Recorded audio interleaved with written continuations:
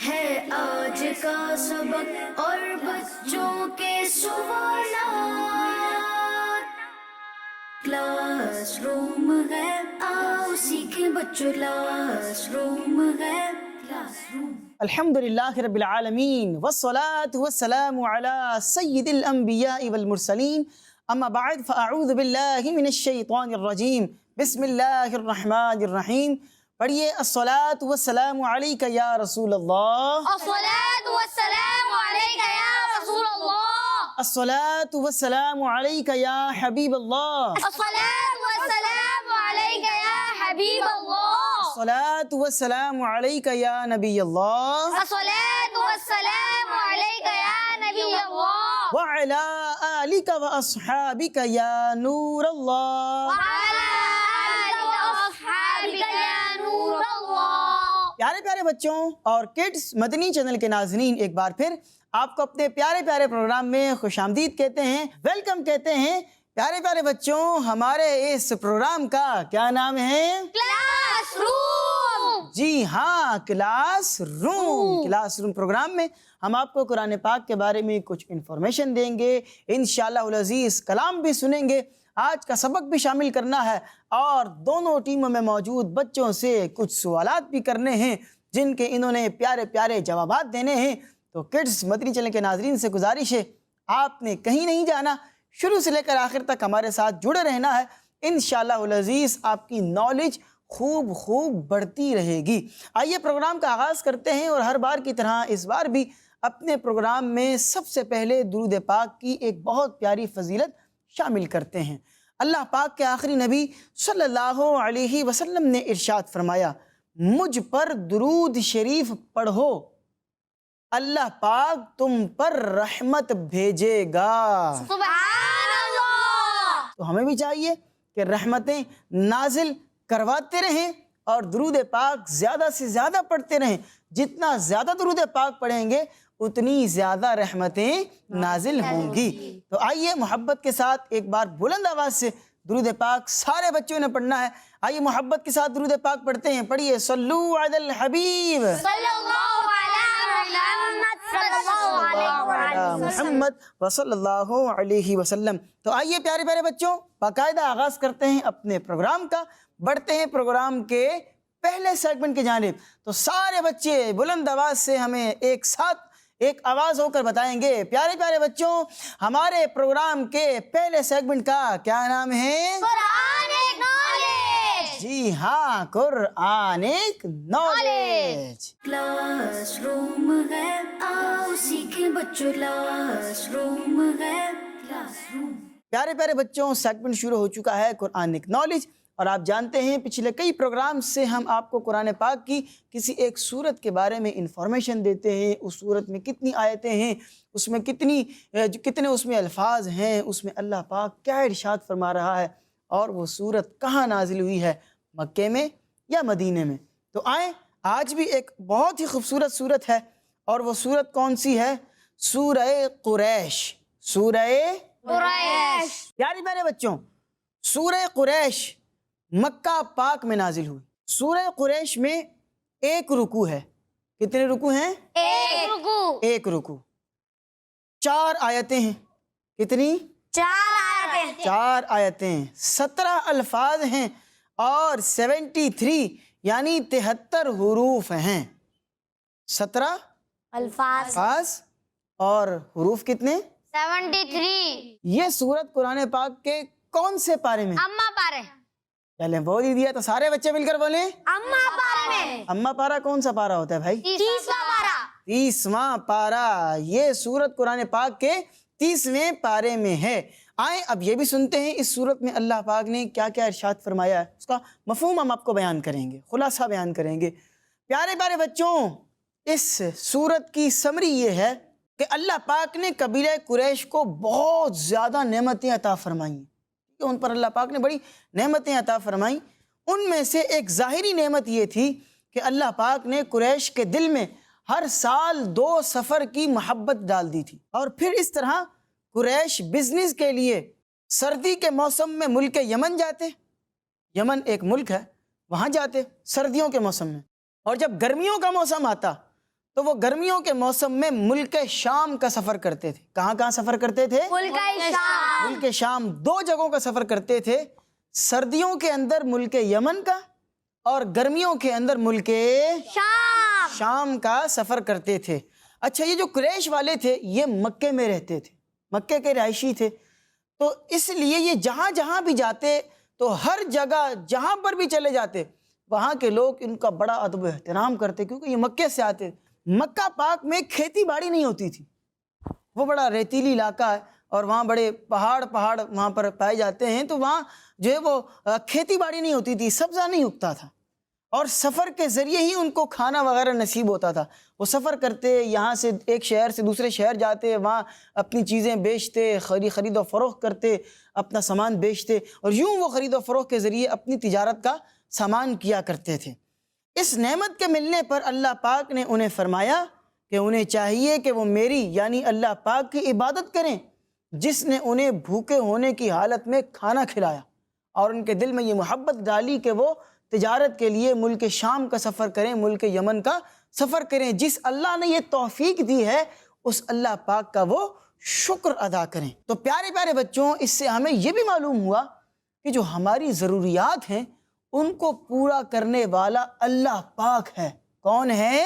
اللہ پاک۔ اللہ پاک ہے، اس لیے ہمیں ہر حال میں اللہ پاک کا شکر ادا کرنا چاہیے۔ بعض اوقات بعض بچے بھی جو ہے نا وہ ناشکری کا مظاہرہ کر رہے ہوتے ہیں، بعض اوقات بڑے بھی ناشکری کا مظاہرہ کر رہے ہوتے ہیں۔ یہاں میں ایک چھوٹی سی بات کر کے پھر اس سیگمنٹ کا اختتام کروں گا کہ اللہ تبارک و تعالی بہتر جانتا ہے کہ کس کو کیا دینا ہے۔ اب چھوٹے چھوٹے بچے ہمیں دیکھ رہے ہیں، ان کے پیرنٹس بھی ہو سکتا ہے ہمیں دیکھ رہے ہوں گے۔ آپ مجھے بتائیں، کسی بچے کا گلا بڑا خراب ہو، کھانسی بھی ہو رہی ہے، ٹونسلز اس کو ہوئے ہیں، گلا اس کا خراب ہے، اور وہ بچہ رو رہا ہے کہ مجھے آئس کریم کھانی ہے، تو اس کے والد صاحب، اس کے جو ابو ہیں، وہ اس کو آئس کریم دیں گے لا کے؟ نہیں۔ کیوں نہیں لا کے دیں گے؟ گلا خراب ہے۔ گلا خراب ہے۔ اب کوئی دیکھنے والا بولے کہ بھائی کیسے ابو ہو تم، آئس کریم مانگ رہے، لا کے دے دو، تو اس کے ابو کہیں گے کہ بھائی میں اس کا والد ہوں، مجھے پتہ ہے کہ اس کو کب کیا اور کس طرح کی چیز دینی ہے۔ ابھی اس وقت ویسے آئس کریم اگر یہ کھا رہا ہے تو ٹھیک ہے، لیکن ابھی اس وقت آئس کریم اس کے لیے نقصان دہ، گلا خراب ہے۔ تو اللہ تبارک و تعالی ہمارا خالق ہے، اللہ پاک ہمارا مالک ہے، اس نے ہمیں پیدا کیا ہے، وہ خوب جانتا ہے کہ کس کو کیا دینا ہے اور کتنا دینا ہے اور کب دینا ہے، یہ اللہ جانتا ہے۔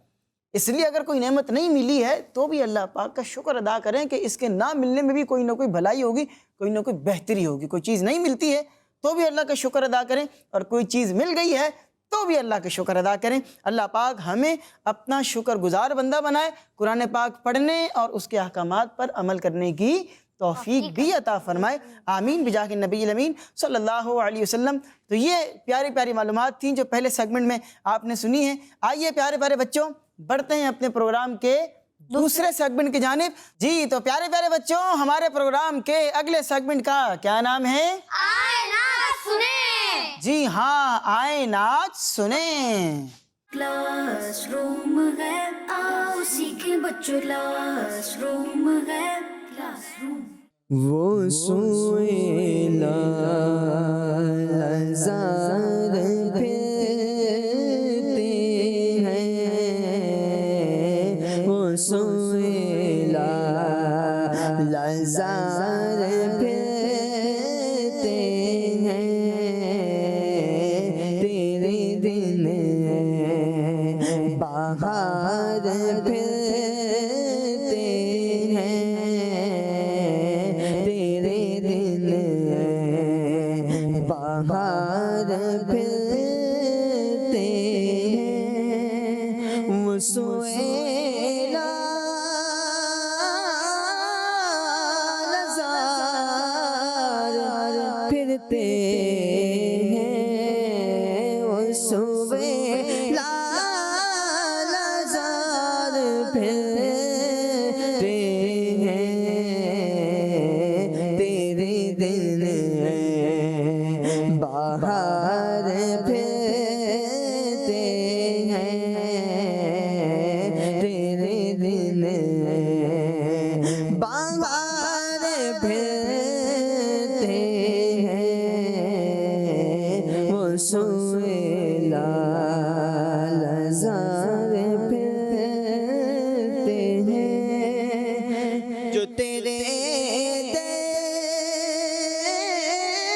دیس یار پھرتے ہیں جو تیرے دیس یار پھرتے ہیں در بدر یوں ہی خار پھرتے ہیں در بدر یوں ہی خار پھرتے ہیں وہ سوئے لالزار پھرتے ہیں اور اس گلی کا گدا ہوں میں جس میں اس گلی کا گدا ہوں میں جس میں مانگتے تاجدار پھرتے ہیں مانگتے تاجدار پھرتے ہیں وہ سوئے لالزار پھرتے ہیں اور پھول کیا دیکھوں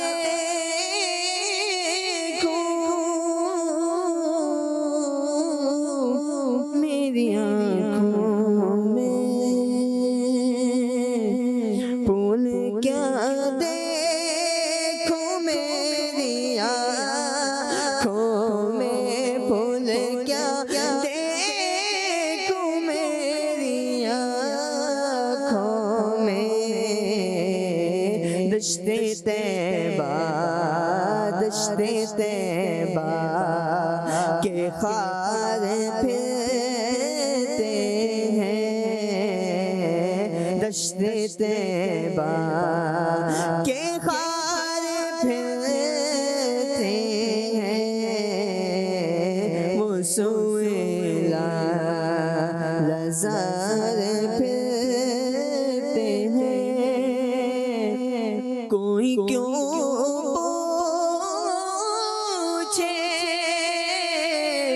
تیری بات رضا کوئی کیوں پوچھے تیری بات رضا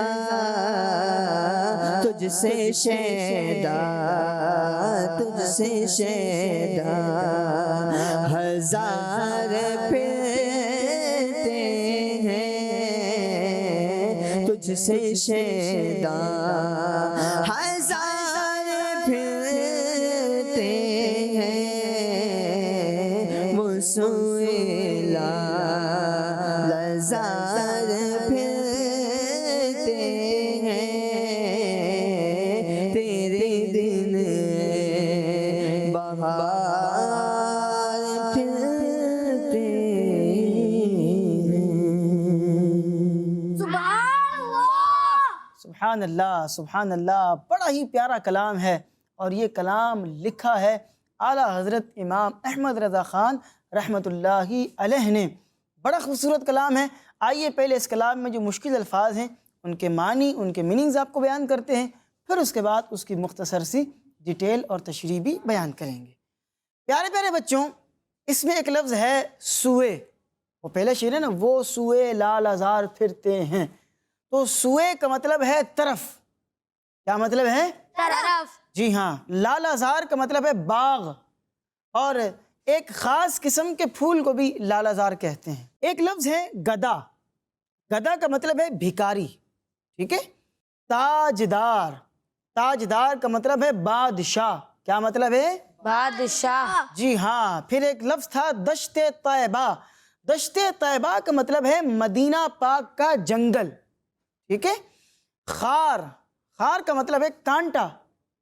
اچھا پیارے بچوں، اس میں ایک اور لفظ ہے بات، تو اس شعر میں جو لفظ بات آیا ہے اس کا مطلب اور اس سے مراد یہ ہے گزارش. کیا مطلب ہے؟ گزارش. جی ہاں، ویسے تو اس کے اور بھی معانی ہیں لیکن اس شعر کے اندر جو اس کا معنی مراد لیا گیا ہے وہ ہے گزارش، ریکویسٹ. ٹھیک ہے، آئیے اب پیارے پیارے بچوں اس کلام کی تشریح بھی سن لیتے ہیں. پہلے شعر میں ہے کہ اے موسم بہار، وہ دیکھ میرے پیارے نبی حضرت محمد صلی اللہ علیہ وسلم باغ کی طرف آہستہ آہستہ جا رہے ہیں. اب تو خوش ہو جا کہ تیرے اوپر اصل بہار کا موسم آنے والا ہے. سبحان اللہ. اگلے شعر میں یہ ہے کہ یا رسول اللہ صلی اللہ علیہ وسلم، جو آپ کو نہیں مانتا وہ ہر جگہ ذلیل و خوار ہوتا ہے. حضور کو مانے اور دل و جان سے مانے. آقا جو آپ کو نہیں مانتا وہ ہر جگہ ذلیل و خوار ہوتا ہے اور آپ کو نہ ماننے کی وجہ سے اسی طرح وہ قیامت تک ذلیل و خوار ہوتا رہے گا. اس لیے علماء کرام فرماتے ہیں کہ نبی کریم علیہ السلام کا دامن مضبوطی سے تھام لیجئے. اگلا شعر اعلیٰ حضرت نے کیا خوبصورت بات ارشاد فرمائی. کہتے ہیں اس گلی کا گدا ہوں میں جس میں، کہہ رہے ہیں کہ میں کسی معمولی در کا بھکاری نہیں ہوں، اللہ پاک کے آخری نبی صلی اللہ علیہ وسلم کے در کا بھکاری ہوں. اور یہ وہ در ہے کہ جہاں دنیا کے بڑے بڑے بادشاہ بھی نبی پاک صلی اللہ علیہ وسلم کے کرم اور رحمت کی بھیک مانگتے ہیں. سبحان اللہ. سبحان اللہ سبحان اللہ. بڑے بڑے بادشاہ بھی آتے ہیں تو اپنا منصب باہر رکھ کر آتے ہیں، اپنی بھری ہوئی جھولیاں اگر ہوتی ہیں تو انہیں خالی کر کے آتے ہیں، دامن جھاڑ کے آتے ہیں کہ نبی کریم علیہ السلام سے رحمت اور کرم سمیٹ کر جانا ہے. سبحان اللہ. اگلے شعر میں ہے اے پھولو مجھے برا نہ سمجھو، میں تمہیں نہیں دیکھ سکتا. کیوں؟ کیونکہ میری آنکھوں میں مدینے پاک کے کانٹے ایسے بس گئے ہیں کہ اب دنیا کے پھولوں سے زیادہ مجھے مدینے پاک کے کانٹوں سے محبت ہو گئی ہے. آخری شعر میں اعلیٰ حضرت رحمت اللہ علیہ عاجزی کرتے ہوئے کہتے ہیں کہ اے رضا تیری حقیقت کیا ہے؟ تیرے جیسے تو ہزاروں سگے مدینے پاک کی گلیوں میں پھرتے ہیں. تو جب آپ نے یہ کلام لکھا اللہ کے نبی نے اس کلام کو ایسا قبول فرمایا کہ اعلیٰ حضرت کو نبی پاک علیہ السلام کی زیارت اور آپ کا دیدار جاگتے ہوئے سر کی آنکھوں کے ساتھ بیداری کے عالم میں ہو گیا. سبحان اللہ سبحان اللہ. تو بڑا خوبصورت کلام ہے، آپ نے یہ کلام بھی سنا، اس کلام کی تشریح بھی سنی. اللہ پاک ہم سب کو بھی نبی کریم علیہ السلام کے در دولت کی مدینہ پاک کی بات اب حاضری سے مشرف فرمائے. آمین بجاہ النبی الامین صلی اللہ علیہ وسلم. تو پیارے پیارے بچوں اسی کے ساتھ ہمارا یہ دوسرا سیگمنٹ بھی اپنے اختتام کو پہنچ چکا ہے. آئیے بڑھتے ہیں اپنے پروگرام کے تیسرے سیگمنٹ کی جانب. تو پیارے پیارے بچوں ہمارے پروگرام کے اگلے سیگمنٹ کا کیا نام ہے؟ آج کا سبق. جی ہاں، آج کا سبق. کلاس روم ہے آؤ سیکھیں بچوں، کلاس روم ہے کلاس روم. جی پیارے پیارے بچوں اور کڈس مدنی چینل کے ناظرین، سیگمنٹ شروع ہو چکا ہے آج کا سبق. اور آج کا سبق میں ہم اسلام کی بنیادی باتیں حصہ نمبر 3 سے سبق شامل کرتے ہیں. پیج نمبر ہے 167. پیارے پیارے بچوں آپ لوگ اپنی اپنی کتابوں کو کھول لیجئے. پیج نمبر 167 پر ہیڈنگ لگی ہوئی ہے نماز جنازہ کی شرعی حیثیت. نظر آ رہی ہے آپ لوگوں کو؟ جی. چلیں جی پہلا سوال ٹیم اے کے پہلے بچے سے سنتے ہیں. نماز جنازہ کی شرعی حیثیت کیا ہے؟ جی ہاں، نماز جنازہ کی شرعی حیثیت کیا ہے؟ نماز جنازہ پڑھنا فرض ہے، واجب ہے، سنت ہے یا کیا ہے؟ آئیے اس کا جواب سنتے ہیں. نماز جنازہ فرض کفایہ ہے، یعنی اگر کسی ایک نے بھی ادا کر لیا تو سب کی طرف سے ہو گیا، ورنہ جن جن کو خبر پہنچی تھی اور نہیں آئے وہ سب گناہ گار ہوں گے. جی ہاں، شرعی حیثیت توجہ سے سن لیجئے پیارے پیارے بچوں. نماز جنازہ پڑھنا فرض کفایہ ہے. کہ فرض کفایہ کا مطلب ہے کہ کسی ایک نے بھی ادا کر لیا فرض ادا ہو جائے گا، اور اگر کسی ایک نے بھی نماز جنازہ نہیں پڑھا تو جن جن تک خبر پہنچی تھی وہ سب کے سب گناہ گار ہوں گے. کم از کم کسی ایک بندے کا تو نماز جنازہ پڑھنا جو ہے یہ کیا ہے؟ لازمی ہے، یہ فرض کفایہ ہے. آئیے اگلا سوال ٹیم بی ہی کے دوسرے بچے سے سنتے ہیں. کیا نماز جنازہ کے لیے جماعت شرط ہے؟ آئیے اس کا جواب سنتے ہیں۔ جی نہیں، نماز جنازہ کے لیے جماعت شرط نہیں، ایک شخص بھی پڑھ لے تو فرض ادا ہو جائے گا۔ جی ہاں پیارے پیارے بچوں، نماز جنازہ کے لیے جماعت شرط نہیں ہے، اگر کسی ایک نے بھی پڑھ لی تو نماز جنازہ ہو جائے گا۔ لیکن ہمارے عام طور پر نماز جنازہ میں شرکت کے لیے ایک تعداد جمع ہوتی ہے، لوگ دور دور سے آتے ہیں، بعض اوقات دوسرے شہروں سے بھی آتے ہیں نماز جنازہ میں شرکت کرنے کے لیے۔ تو جب تعداد زیادہ ہوتی ہے، ایک سے زائد افراد ہوں گے تو پھر نماز جنازہ کی جماعت کروا لی جائے گی۔ جی پیارے پیارے بچوں، نماز جنازہ کے حوالے سے یہ کچھ انفارمیشن تھی جو آپ کو ہم آج کے سبق کے اندر بیان کر رہے تھے۔ انہی پیاری پیاری معلومات کے ساتھ ہمارا یہ سیگمنٹ بھی اپنے اختتام کو پہنچا۔ آئیے بڑھتے ہیں اپنے پروگرام کے سب سے آخری سیگمنٹ کی جانب۔ جی تو پیارے بچوں، ہمارے پروگرام کے اگلے سیگمنٹ کا کیا نام ہے؟ بچوں کے سوالات۔ جی ہاں، بچوں کے سوالات۔ کلاس روم ہے، آؤ سیکھیں بچوں، کلاس روم ہے، کلاس روم۔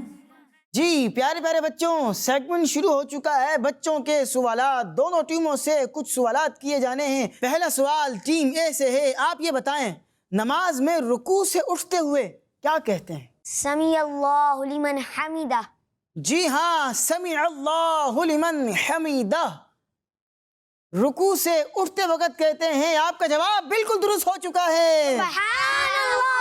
سبحان اللہ سبحان اللہ۔ یہاں میں دو چھوٹی چھوٹی باتیں کہوں گا۔ ایک تو یہ ہے کہ یہ ہمارے عام طور پر لوگ پڑھتے ہیں سمیع اللہ لمن، سمیع اللہ، یہ یا واضح ہو رہی ہوتی ہے، سین میم کے بعد یا واضح ہو رہی ہوتی ہے، یہ یا نہیں ہے، عین ہے، سمیع اللہ نہیں ہے، سمیع اللہ ہے، عین نکلے گا۔ اچھا پھر آخر میں ہاں ایک تعداد ہے جو پڑھی نہیں رہی ہوتی ہے، سمیع اللہ لمن حمیدہ، حمیدہ نہیں ہے، حمیدہ، آخر میں بھی ہاں اس کو بھی واضح کرنا ہے۔ بڑھتے ہیں ٹیم بی کی جانب۔ آپ یہ بتائیں تیل لگانا کن کی سنت ہے؟ حضور پاک صلی اللہ علیہ وسلم۔ آپ نے جواب دیا نبی پاک صلی اللہ علیہ وسلم کی، اور آپ کا جواب بالکل درست ہو چکا ہے۔ سبحان اللہ۔ سبحان اللہ سبحان اللہ۔ بڑھتے ہیں دوبارہ ٹیم اے کی جانب، اور ٹیم اے سے سوال کرتے ہیں، آپ یہ بتائیں کیا تہجد کی نماز پڑھنے کے لیے پہلے سونا ضروری ہے؟ جی ہاں۔ ضروری ہے۔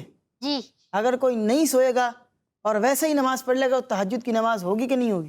نہیں ہوگی۔ سونا ضروری ہے۔ جی۔ آپ نے کہا کہ سونا ضروری ہے، اور آپ کا جواب غلط نہیں ہوا بلکہ درست ہو چکا ہے۔ سبحان اللہ۔ سبحان اللہ سبحان اللہ۔ تہجد کا جو وقت شروع ہوتا ہے نا پیارے بچوں، وہ ہوتا ہے کہ عشاء کی نماز آپ نے جب پڑھ لی اس کے بعد اب آپ سو جائیں، چاہے آپ 5 منٹ کے لیے بھی سو لیے، 1 منٹ کے لیے بھی سو گئے، تھوڑا سا ایک لمحے کے لیے بھی سو گئے، آپ کی آنکھ لگ گئی، اس کے بعد آپ اٹھ گئے، تو اب آپ اس کے بعد فجر کا ٹائم شروع ہونے سے پہلے پہلے تک تہجد کی نماز پڑھ سکتے ہیں۔ سبحان اللہ جناب۔ آگے بڑھتے ہیں ٹیم بی کی جانب، اور آپ سے آخری سوال کرتے ہیں، اور بڑا نالج والا سوال ہے۔ آپ نے یہ بتانا ہے وہ کون سا دن ہے جس دن 6 اذانیں ہوتی ہیں؟ مشورہ کر لیں آپس میں، آپس میں مشورہ بھی کر سکتے ہیں آپ۔ عید الفطر اور عید الاضحیٰ۔ عید الفطر اور عید الاضحیٰ کی، مجھے بتائیں عید الفطر کی کوئی اذان ہوتی ہے کیا؟ آپ نے جواب دیا عید الفطر اور عید الاضحیٰ، آپ کا جواب غلط ہو گیا ہے۔ میں ٹیم اے والوں سے پوچھوں گا، اگر آپ سے یہ سوال ہوتا تو آپ اس کا کیا جواب دیتے؟ جمعے کا دن۔ جمعے کا دن۔ جمعے میں 6 اذانیں کیسے ہوتی ہیں بھائی؟ 5 ہیں، 6 کیسے ہو گئیں؟ فجر۔ جی یہ تو بات ہے نا، یہ تو ایکسپلین کریں کہ 6 کیسے ہوتی ہیں۔ جمعے کی 2 اچھا چلیں آپ بتائیں گے، چلیں آپ بتائیں۔ جمعے کی 2 نماز اذانیں جمعے ہوتی کی ہیں۔ 2 اذانیں ہوتی ہے۔ جی ہاں پیارے پیارے بچوں، آج آپ نے یہ بھی جان لیا کہ وہ کون سا دن ہوتا ہے جس دن 6 اذانیں ہوتی ہیں۔ کون سا دن ہوتا ہے؟ جمعے کا دن۔ پیارے پیارے بچوں، ایسی پیاری پیاری معلومات آپ کو کڈز مدنی چینل کے پروگرامز کے اندر ملتی رہتی ہیں۔ یہ تھی کچھ پیاری پیاری معلومات جو آج کے پروگرام کے اندر ہم آپ کو بیان کر رہے تھے۔ اسی کے ساتھ ہمارا پروگرام اپنے اختتام کو پہنچ چکا ہے۔ انشاءاللہ العزیز آپ سے ملاقات ہوگی اگلے ایپیسوڈ میں، اگلے پروگرام میں۔ تب تک کے لیے ہمیں دیجیے اجازت، اپنا بہت سا خیال رکھیے گا۔ صلو علی الحبیب صلی اللہ تعالی صلی اللہ علی محمد وصلی اللہ علیہ وسلم. ہے آج کا سبق اور بچوں کے سوالات. کلاس روم ہے آؤ سیکھیں بچوں. کلاس روم ہے. کلاس روم بچوں کا مدنی چینل آ گیا.